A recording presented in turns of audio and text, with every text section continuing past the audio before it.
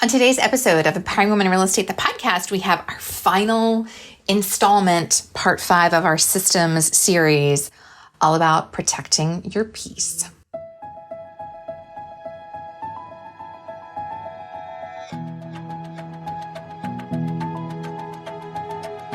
Hi, I'm Karen Cooper, a wife, mom of 3, real estate broker, team owner, and founder of Empowering Women in Real Estate. As a realtor, I've personally helped well over 700 families in my career, and now I help thousands of women from all across the country balance real life and real estate through daily inspiration, motivation, and actionable plans to increase their success. Listen in as I share stories and tips from my life and business and interview some of my favorite people.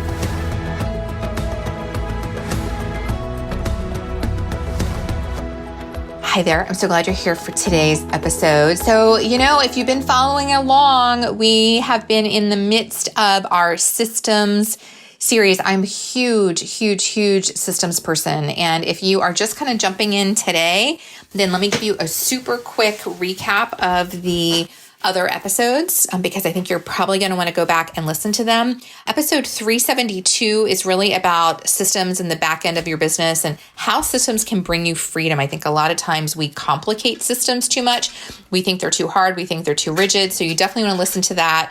And then episode 373 is part 1 of the system series. It's all about prospecting. I really have, there's 5 systems that I firmly and strongly believe that every agent needs to have in their business. Prospecting, which was part 1, episode 373. Nurture system, which is part 2, that was episode 374. A follow-up system, which was part 3, episode 375. A visibility system, which is about social media, but also other things. And that was part 4, episode 376. And then today we're wrapping up today the system series with the 5th system, which is protect your peace. And, this is kind of a new one for me. It's been a new one, I don't know, maybe I've been on a journey here with this, maybe over the last couple of years. And I'll tell you a little story, little bits of stories that I think maybe you can relate to, which sets the stage for a system for protecting your peace and why it is so important. I'm 52. I've been in the real estate industry, in the real estate business for 23 years. And I've been through a lot of things. And, my 40s were the worst decade of my life. I went through multiple very challenging, frightening diagnoses myself personally. I had 2 mastectomies, a total of 10 surgeries, 30 radiation treatments. There's a whole lot of PTSD that goes along with that. If any of you have been there and know what I'm talking about. And while all of that was happening, I'm, raising 3 kids, very much part of a sandwich generation when I was also taking care of my parents. My mom passed away 10 years ago, and then I took on care for my father. And for 7 years, I managed his household. It was in the last couple years of his life that, and he passed away now, it's been 3 years that he's been gone, 3.5 years. And the last couple of years of his life were really challenging with dementia and health issues. And there was just a whole lot that happened there. Helping with my mother-in-law, also went through dementia there. My father-in-law had cancer while he was being a caregiver, going through treatment. There's just been a lot. I lost my nephew 2 years ago. So there was a lot of things coming at me all the time. And a lot of you can probably relate to that. There's periods of your life, seasons that you go through that are just so challenging. And so, while a lot of those things are going on, I'm also trying to run a real estate business, right? I'm the breadwinner in my family.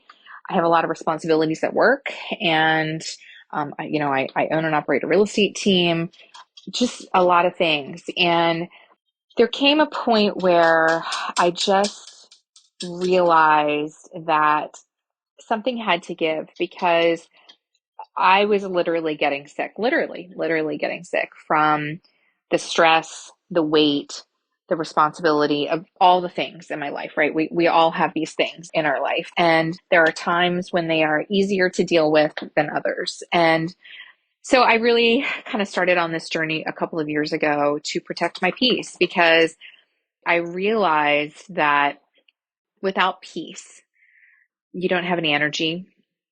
You, you're drained all the time, mentally, physically, spiritually. And that burnout that is created will infiltrate and literally ruin your business and your life. And I really went through a period of time where I was feeling that. I was in, and not everybody knew that I was feeling that. A lot of that was an internal battle. And a lot of that is, I think, what a lot of us deal with, right? You've got the happy, smiley face on the outside, partly because we need to, because, nobody wants to work with the realtor or nobody wants to join the team of the person who is, depressed and hateful and upset all the time and, struggling with the simplest of things.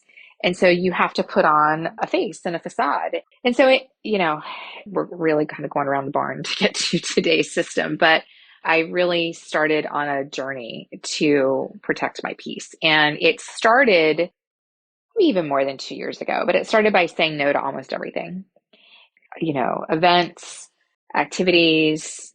I said no, mostly work related, not kid related, but I said no to almost everything because I had to, because I was so drained.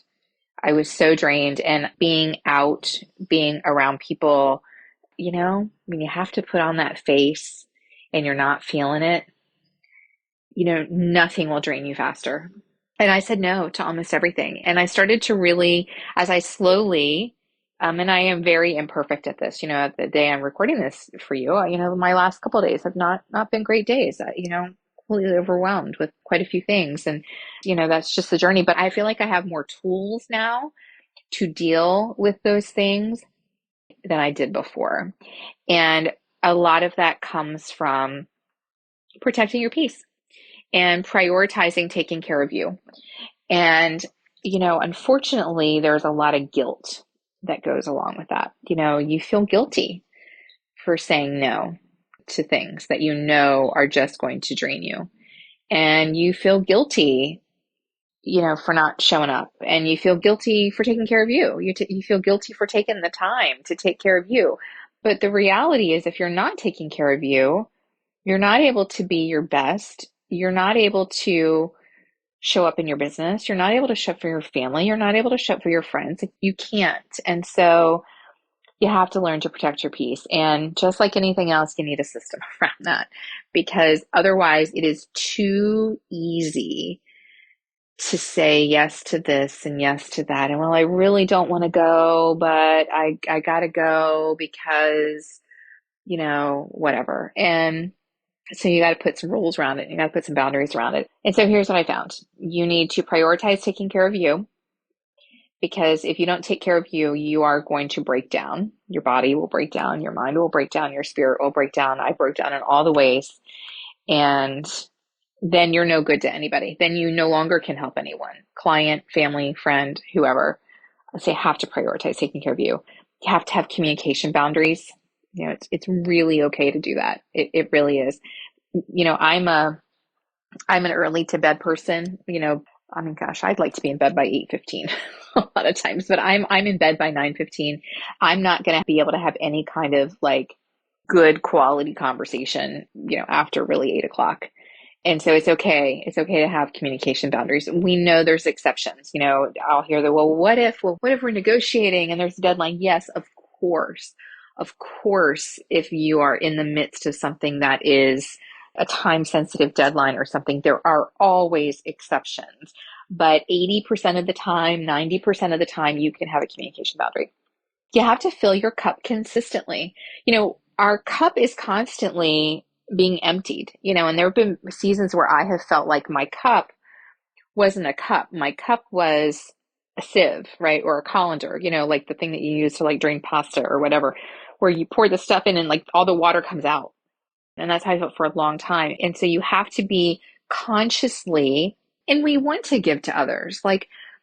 That is what I love the most. I love helping and giving and serving and teaching and connecting. My gosh, I love connecting more than anything, connecting people with the right resource and with other people.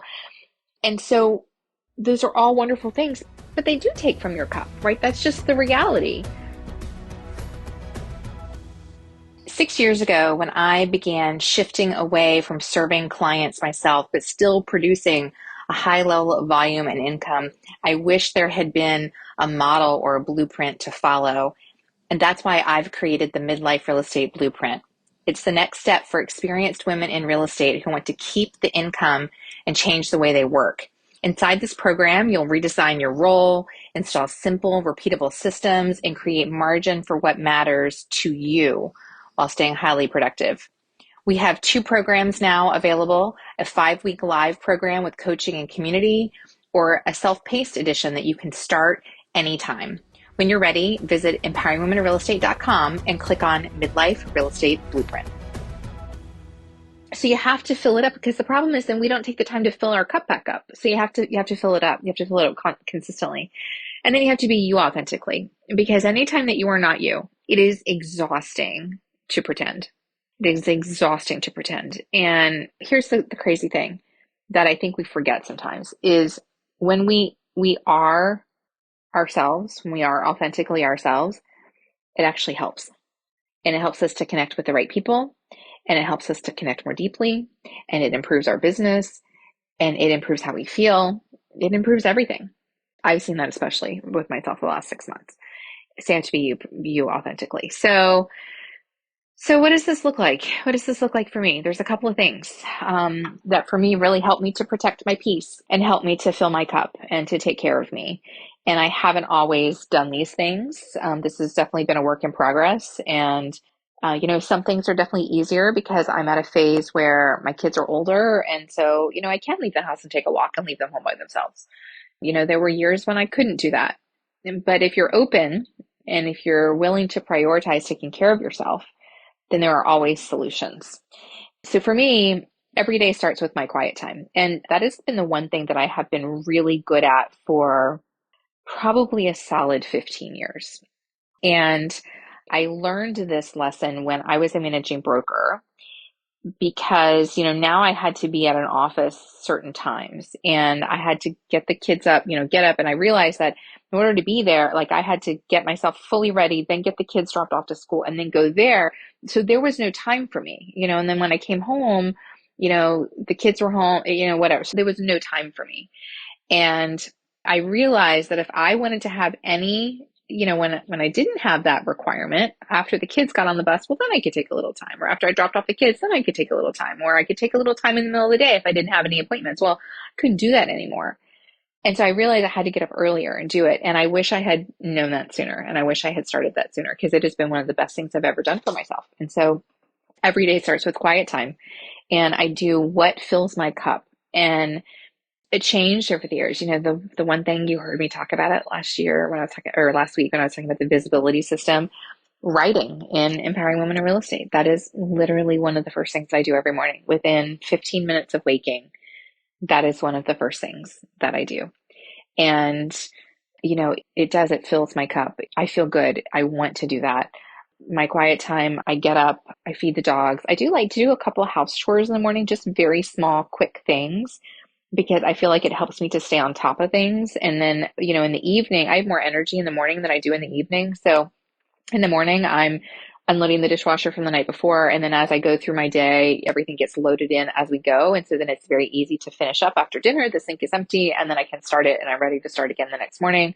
I often start a load of laundry in the morning, because then, by the time I'm finishing up my routine, I can move it into the dryer. And then at some point, usually evening, I can put it away. Then I just don't get overloaded. I like to read. I like to do a little reading in the morning. I do a devotional. I do some prayer time in the morning. I love the Bible app. I do some journaling. I rotate between a couple of different things. Right now the temperature is good where I am. So I love to sit outside and watch the sunrise. And so I'll sit on the porch with my cup of coffee and I watch the sunrise. And that time, takes me, maybe an hour and a half. I really love a long, luxurious morning. Like that's one of the things that I kind of write in my vision statement. And that means a lot to me to have that time. And it helps me to start the day right. I resist the urge. It's hard. Sometimes I don't succeed, but I resist the urge to reply to text messages and respond to emails and all those kind of things, because that time is very sacred.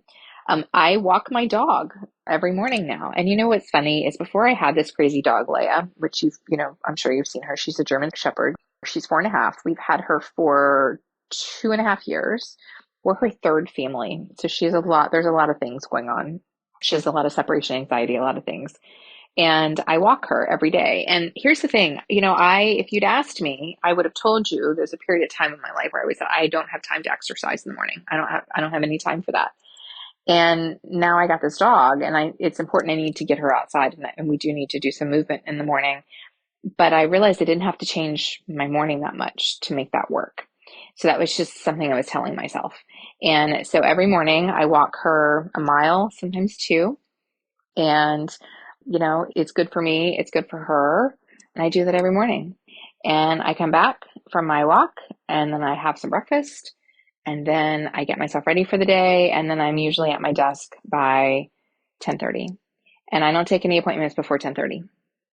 And I've slowly kind of pushed that time back. It used to be 9:30, 10 o'clock, but really 10:30 is really what works for me. It allows me to have the slow, luxurious morning that I want. It allows me to not feel rushed. It allows me to walk the dog. It allows me to, to not be glued to my phone while I'm trying to get myself ready, or, I do have one kid that, needs to get out the door. And so I start my day on the right foot every day because of that. My phone is on Do Not Disturb from 10 a.m. to 8 p.m. 10 a.m. to 8 p.m. So I'm sorry, 8 p.m. to 10 a.m. That's the reverse. My phone is on Do Not Disturb from 8 p.m. to 10 a.m. So even if, and part of that also comes certainly from the phase that I'm in my business, but if you text me after, 8 p.m. or before 10 a.m., I'm actually probably not even going to see it. And that's a good thing. And I have yet to have something happen where it was so desperate and urgent that there was a problem that I missed it, right? And I think, again, that's the story that we tell ourselves, that if we don't respond immediately, we train our clients. When you answer the call at 9 o'clock at night, when you answer the text at 6 o'clock in the morning, you teach them that that's an okay time to reach out to you, and it'll keep happening. And then we run ourselves into the ground. And so it's okay. It's okay to have some boundaries. I don't do appointments before 10:30. I definitely don't do any appointments after 4 o'clock. That's just where I'm at, and that's what works for me right now. Reading fills my cup. Learning fills my cup. Growing, I've come to learn that I really value growth. And I don't mean growth in terms of like growth of numbers, though of course we love that too. But I mean growth in terms of, as a person, growth in terms of knowledge, growth in terms of, my business, doing different things. Like I truly enjoy growth in those areas. And so doing those things really fills my cup. And so all of those things really have started to help me to protect my peace. I have started to really become unapologetically, authentically me. And I always have been authentically me, but there was usually a wall of some sort around maybe what my interests were, or, I would judge myself more than anybody would judge me. And I think a lot of us do that. And so there would be a little bit of wall there. And so I have found that the more I can just really be authentically me, I do a lot of work. We actually talk about this a lot in the Midlife Real Estate Blueprint, because I've really been on this journey for 6 years, especially the last couple. So I've learned a lot of things, and I have a lot of practices around this, which has really kind of helped me. And I was saying to somebody, we had a top producer lunch with our team recently, and, I said that really the last, 6-9 months, I've been happier than I have been in years and years and years. And I know that a lot of that comes from this work that I'm doing, focusing on protecting my peace. I'd love to go to all the, actually, I wouldn't. Listen, I wouldn't love to go to all the things. I get there. In fact, a lot of people don't even invite me anymore because they know I'm not going to come. And there are, especially right now, we're in October, we're at the end of October. And actually, when you guys are listening to this, I'm at a thing. I'm in, when you are listening to this, the day that this episode airs, I'm in Disney going to be there for 10 days, which is yeah, like I love, right? So I'm starting it with a few days with family for a family trip. And then I'm attending our brokerages conference, and I never go to those kind of things, but it's in Disney. So how can I not, right? And then my husband and I are staying after for a few extra days for more Disney time, because there's never enough. But I don't, I say no. I say no a lot because I can't do everything. I can't show up as the kind of mom that I want to be and say yes to all these things, right? I can't show up in my real estate business and generate business in the way that I want to, and, show up to all these things. I can't be there for my team and create things for them and go to all the things. Like I can't, I'm one person. I can't be everywhere. And that's the same with you. And so it's okay to say no. But you know what I've learned, and there've been a couple, there's actually been 2 experiences this year that have taught me this. It's not that I don't want to go to anything. It's that I'm very particular about what I want to go to. And there have been 2 events that came across my radar screen this year that were clear, like, I want to go to this. I'm going to this, and I'll go by myself, but I'm going.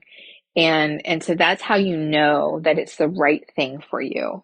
And so it's okay. It's okay to be picky. It's okay to be particular. It's okay to protect your peace, because it makes me better. It makes me a better mom. It makes me a better wife. It makes me a better friend. It makes me a better business partner. It makes me a better teacher and mentor and coach. And it makes me a better team leader. And it makes me better all the way around when I focus this time on taking care of me. So we're wrapping up our system series with protecting your peace. And I hope that it takes confidence to be willing to protect your peace.